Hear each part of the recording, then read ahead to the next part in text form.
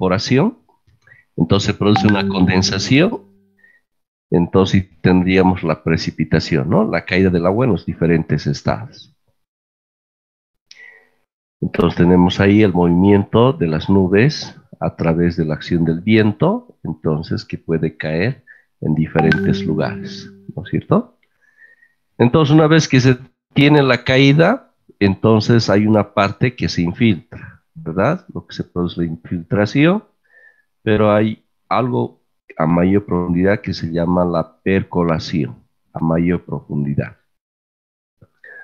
De la infiltración, una cierta parte puede estar fluyendo como flujo subsuperficial y vamos a tener uno que corresponde en términos que escurre de forma superficial, que es la escorrentía, ¿verdad? Y bueno, en la parte interna tenemos los acuíferos no confinados y los acuíferos confinados, ¿no? Es por eso que cuando realizamos la perforación de un pozo, pues vamos a ese lugar, ¿no? Donde estaría el acuífero. Y bueno, tenemos también la evaporación directamente de las aguas abiertas y lo que sería la transpiración, ¿no? Esto por la vegetación, ¿no?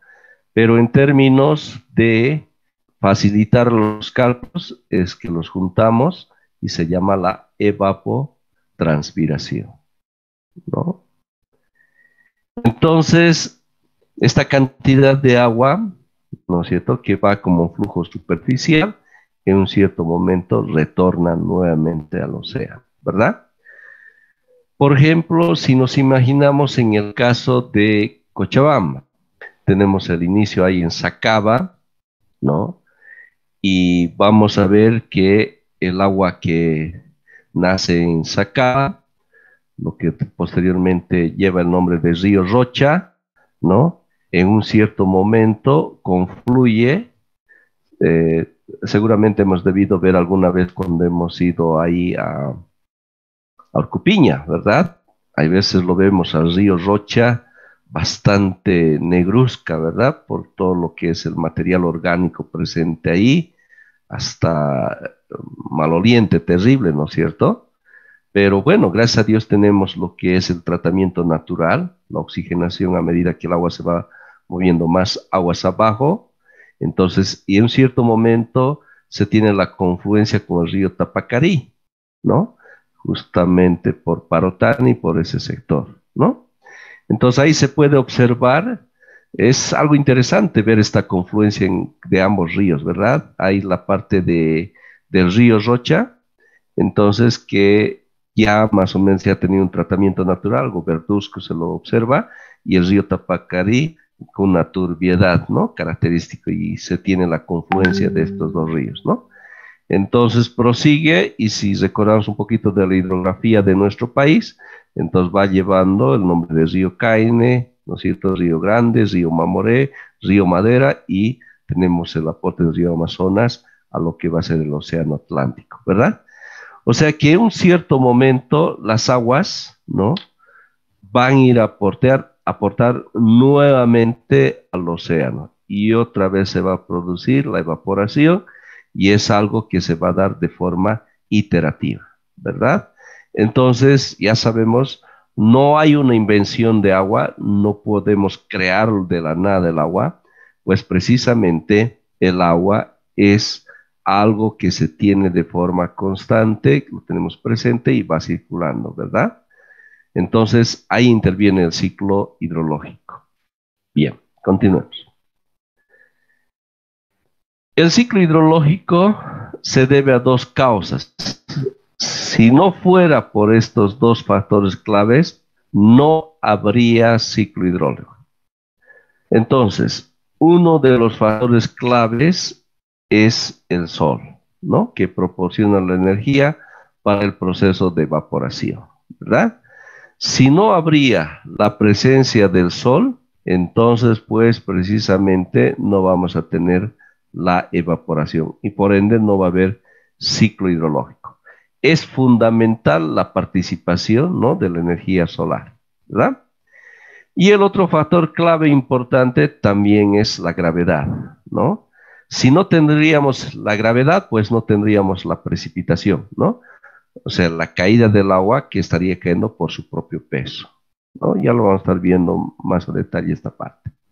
Entonces, observamos que tanto lo que se refiere a la energía solar como lo que es el tema de la gravedad juega un papel muy importante en el ciclo hidrológico.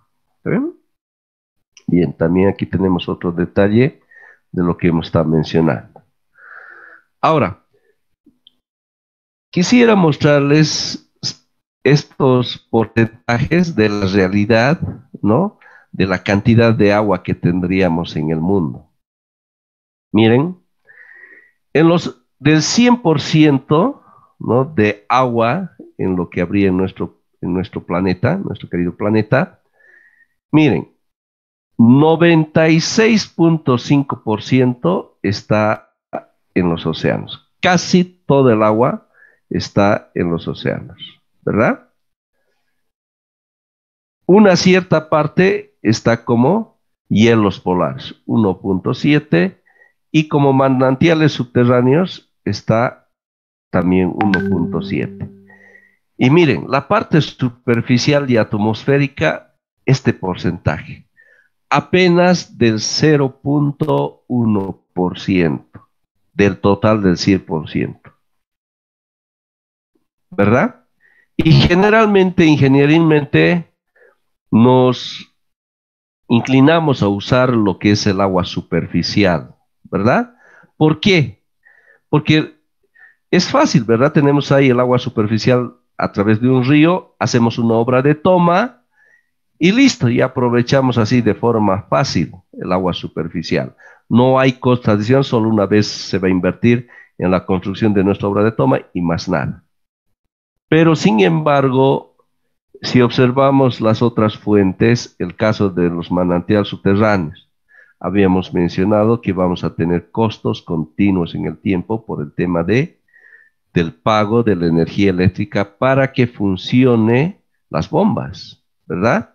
Entonces, por ello, por lo económico y fácil, acudimos al uso del agua superficial, pero lastimosamente lo tenemos en poco porcentaje, lastimosamente, ¿no? Tenemos, si observamos aquí, más agua en la parte de los acuíferos, ¿no es cierto? Bien. Pero ahora si mencionamos lo que es el tema del agua dulce, el agua de consumo, porque aquí podría ser agua salada, dulce en general.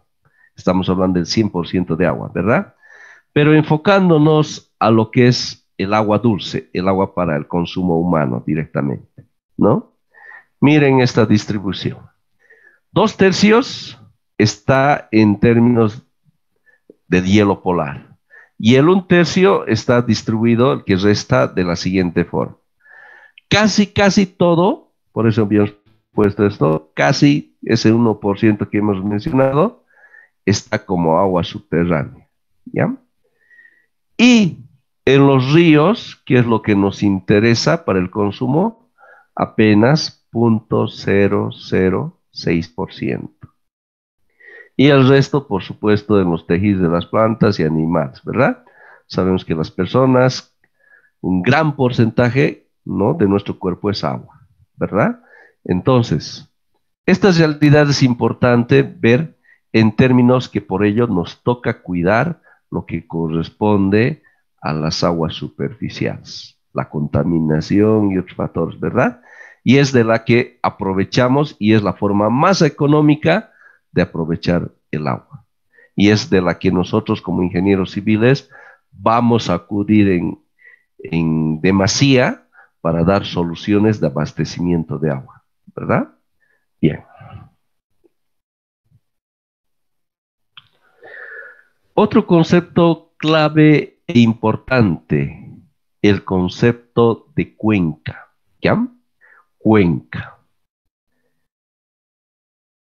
Es una zona de las superficies terrestres en donde las gotas de lluvia que caen sobre ella tienden a ser drenadas por el sistema de corrientes hacia un mismo punto de partida, ¿ya? Lo vamos a ver a través de este ejemplo. Vamos a suponer este punto, ¿no? Entonces, deme un minutito.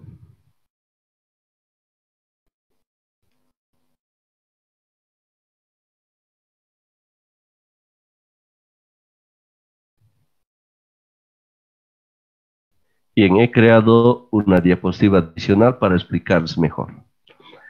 Vamos a suponer que nos dice, ingeniero, vamos a diseñar un puente en este punto, ¿verdad?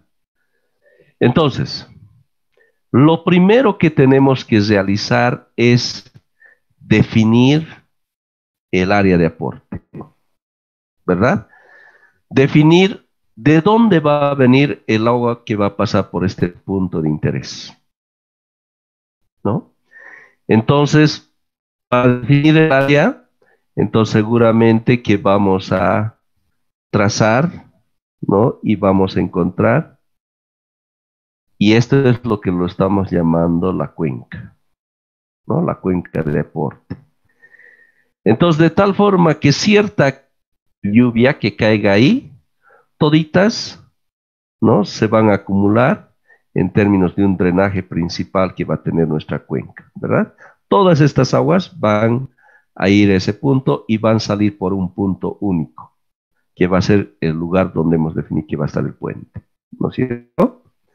Entonces, de tal forma que cierta cantidad de agua que caiga fuera de del límite de nuestra cuenca, y que lo vamos a llamar a esto divisoria de aguas, ¿ya? Es el nombre que le vamos a dar, divisoria de aguas, ¿ya?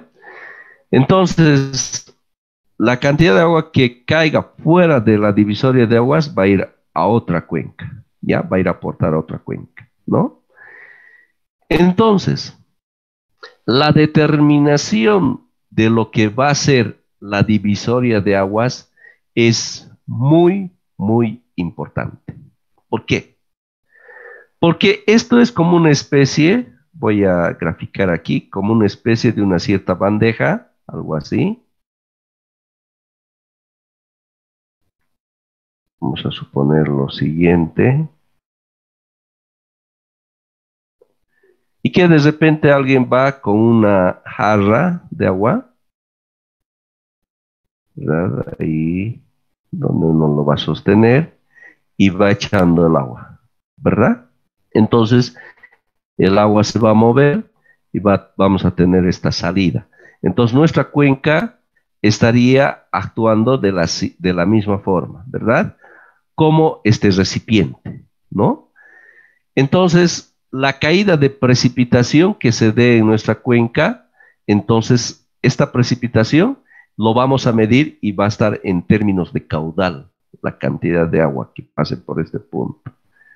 Entonces, va a ser muy importante esta divisoria de agua que definamos, ¿verdad?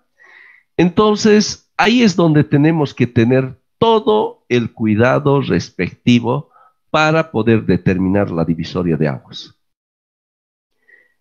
¿Y qué tal? Podemos cometer el siguiente error. De repente, ¿qué tal si fuera así? Que alguien lo ha definido y lo ha exagerado y de repente no es real la divisoria de aguas. Entonces estaríamos sobreestimando el agua, ¿verdad? Y eso implica de que porque con esta información de este caudal vamos a diseñar nuestras obras civiles, ¿verdad? Entonces, si estaríamos cometiendo un error de sobreestimar, entonces tendríamos los caudales en demasía y por ende estaríamos diseñando una obra, ¿no? Encareciéndola de en vano, ¿verdad? Entonces, puede haber ese error. El otro error que podría presentarse y que es más peligroso, que podríamos estar de repente cuantificando en términos menores de lo real. ¿Qué implica eso? Implicaría que estaríamos determinando caudales menores. Entonces uno confiado diseña con eso su puente y de repente lo real había sido esto. Entonces corremos el riesgo de que nuestro puente pueda fallar, ¿verdad? Entonces tenemos que ser lo más cauteloso posible en definir la divisoria de cuencas, la divisoria de aguas de nuestra cuenca, ¿no es cierto? Bien, pero gracias a Dios, ¿no? Especialmente la hidrología tiene mucho que agradecerle a lo que son los sistemas de información geográfica, ¿verdad? Entonces, estas herramientas le ha permitido a la hidrología avanzar bastante, ¿no? Es por eso que antes intentar determinar la divisoria de aguas era un trabajo fuerte, ¿no es cierto? Podíamos haber utilizado las cartas del Instituto Geográfico Militar, ¿no? Y se hacía uso, se utilizaba en ese entonces lo que eran las fotografías aéreas, imagínense, ¿no? Con esas fotografías aéreas respaldadas, ¿no? Y con lo que son las cartas, entonces definía esto. Pero hoy en día, gracias a los sistemas de información digital, tenemos lo que son los modelos digitales del terreno, ¿no? Que en inglés van los DEM, Digital Elevation Map, ¿verdad? Los mapas de elevación digital. ¿Qué significan los mapas de elevación digital? Pues precisamente que sobre la superficie terrestre, ¿no? Estos aparatos en términos de satélites han hecho el escaneo de la superficie terrestre, ¿verdad? Entonces, eso lo han traducido en términos, ¿no? De píxeles, así de esta forma, como estoy colocando, los mapas de elevación digital. Entonces, donde cada píxel representa una cierta altura, ¿verdad? En base a este escaneo que les mencionaba, ¿no? Entonces, tenemos de toda la superficie terrestre estos mapas de elevación digital y a través del sistema de información geográfica, ¿en qué nos facilita? Pues realmente con los comandos que tienen estos softwares, ¿no? Como lo que es el ArcGIS o lo que es ILWIS. Lo único que uno tiene que hacer es especificar dónde va a ser el punto de interés. Vamos a suponer dónde va a estar el puente o alguna obra que nos interese. Y de forma automática, en cuestión de segundos, nos determina el área de deporte, ¿no? Solo nosotros verificamos con las imágenes satelitales si está todo ok y listo. Ya lo tenemos así, lo que va a ser nuestra cuenca y de forma exacta. Y gracias al desarrollo de esta herramienta de los sistemas de información geográfica, ¿no? Entonces ahí ya no tenemos el peligro, ¿no? De que estemos cometiendo algún error, ¿no? De que estemos subestimando o sobreestimando. Esa es la maravilla. Entonces, por ello, dentro de nuestra formación, ¿no? Como ingenieros civiles, es muy importante el uso de esta herramienta de los sistemas de información geográfica, ¿verdad? Entonces, en ese sentido, con el auxiliar, que les voy a estar presentando en unos minutos, con él van a hacer unas prácticas. Y yo felicito y agradezco que tengan un auxiliar bastante activo, siempre interesado en términos que ustedes aprendan más. Entonces, con él van a hacer unas prácticas en términos de lo que se refiere a esto de determinar las áreas de aporte, utilizando los sistemas de información geográfica. En geomática, que es la asignatura, ¿no es cierto?, clave, donde se ve este sistema de información geográfica, ¿no? Lo ideal hubiese sido que todos, de forma previa, hayan vencido geomática, previa a tomar hidrología, pero lastimosamente no hay tal, entonces de alguna forma tenemos que compensar ese pequeño percance, y bueno, lo vamos a ver eso con lo que les va a ir compartiendo el auxiliar de la asignatura. ¿De acuerdo? Entonces, esto es para nosotros la cuenca, ¿verdad? En este ejemplo, ahora que lo vamos a poder comprender, ahí tenemos, ¿no es cierto?, nuestro punto de interés que podría estar aquí y definimos la divisoria de aguas, que serían los puntos más altos, ¿verdad? Vamos a suponer que una cierta cantidad de agua cae aquí y se va a ir a otra cuenca. Entonces, aquí si cae, entonces va a irse al drenaje natural, ¿no es cierto?, que tendríamos en nuestra cuenca. Entonces lo mismo aquí, ¿verdad? Si vemos en esta figura, entonces tenemos ahí nuestra cuenca, ¿de acuerdo? Bien. Y ahí tenemos el concepto de la divisoria de aguas, que es la línea imaginaria del contorno de una cuenca hidrográfica, que lo separa de las cuencas adyacentes, ¿no? De las cuencas que están al lado, y distribuyen el escurrimiento originado por la precipitación en el sistema de cauces que fluyen hacia la salida de la cuenca. Esto, lo que vemos aquí, son las cuencas, ¿no? Que se tendría ahí en la cordillera del Tunari. Aquí está el Valle Central de Cochabamba y aquí tenemos varias cuencas, ¿verdad? ¿No? Entonces, y ahí está con su divisoria de aguas respectivas, ¿no? En cada caso. Y las diferentes cuencas, por ejemplo. Esto lo que estamos viendo, entonces, han sido realizados a través de un sistema de información geográfica, ¿ya? Bien, entonces la cuenca es la superficie de drenaje natural donde convergen las aguas, formando de esta manera una red de drenaje que alimenta un desagüe principal. Ahí tenemos la superficie, ¿no? De la cuenca, tenemos ahí la divisoria de aguas y la precipitación, ¿no? Que va cayendo.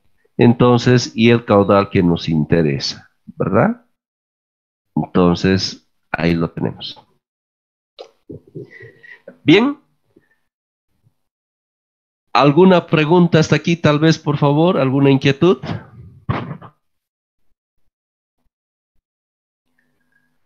Muy bien. Entonces, vamos a quedar aquí, queridos estudiantes, pero sin embargo, es muy importante que les presente al auxiliar, ¿ya? El auxiliar de la asignatura es Sergio, entonces que les voy a presentar, por favor, Sergio, unas palabras eh, haciéndote conocer, ¿no?